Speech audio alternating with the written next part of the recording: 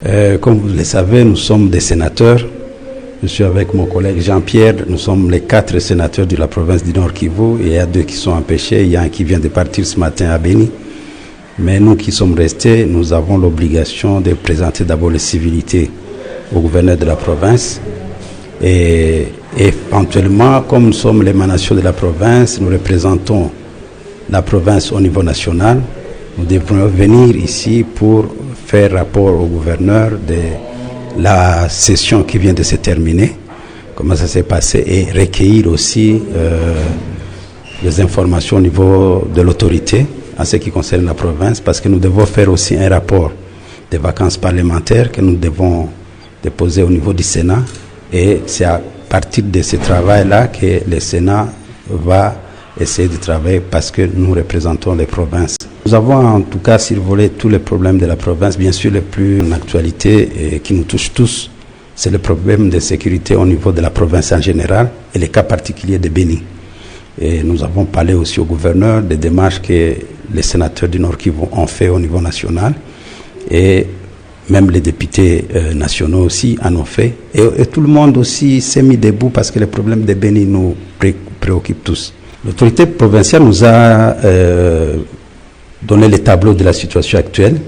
Il y a quelques semaines, les choses se passaient bien, mais ça commence encore à se détériorer. Ce qui décourage parce que nous avions déjà un peu de morale la fois que ça se termine, mais les derniers jours qui viennent de se passer, vous êtes en train de suivre vous-même, et nous oblige encore de faire beaucoup d'efforts pour qu'on puisse arrêter cette tuerie et éradiquer pratiquement la guerre au niveau de Béni. Bon, mon cher, non seulement je suis ministre, sénateur, mais je suis autochtone de la ville de Goma. Parce que mon village, c'est Keshero, c'est devenu la ville. Mais nous passions ici pour aller à Goma et nous connaissons l'évolution de la ville de Goma. J'ai quitté ici en 1976 pour aller à l'université, mais mon cœur était ici, je venais en vacances. La concession, ce n'est pas une concession de l'État, c'est quelque chose de privé.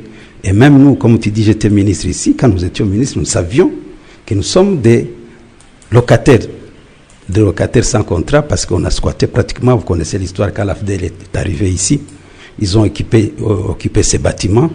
Quand l'AFDEL, ils ont continué sur Kinshasa.